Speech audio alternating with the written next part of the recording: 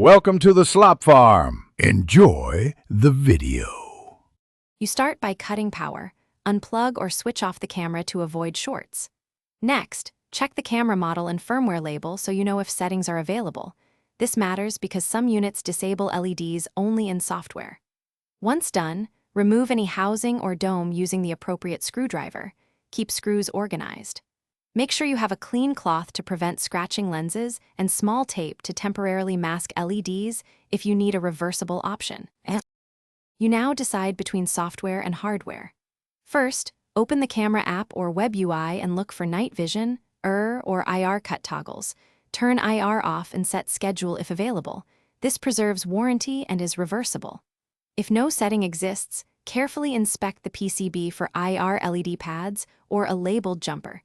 Placing a tiny piece of black electrical tape over LEDs is non-invasive. If comfortable, desolder the LED cathode or remove the resistor. This is permanent, so proceed only if necessary. You finish by reassembling the camera and restoring power. Test it in dim conditions to confirm the IR light is off. If LEDs still emit, make sure you actually disabled the correct pads or toggled the right setting, and check for multiple IR arrays on larger modules. If the camera loses image or misbehaves after hardware changes, reattach components, revert the change, and try the software method. Otherwise, consult a qualified technician. Hardware alteration. Thanks for watching. Consider subscribing if we helped you today.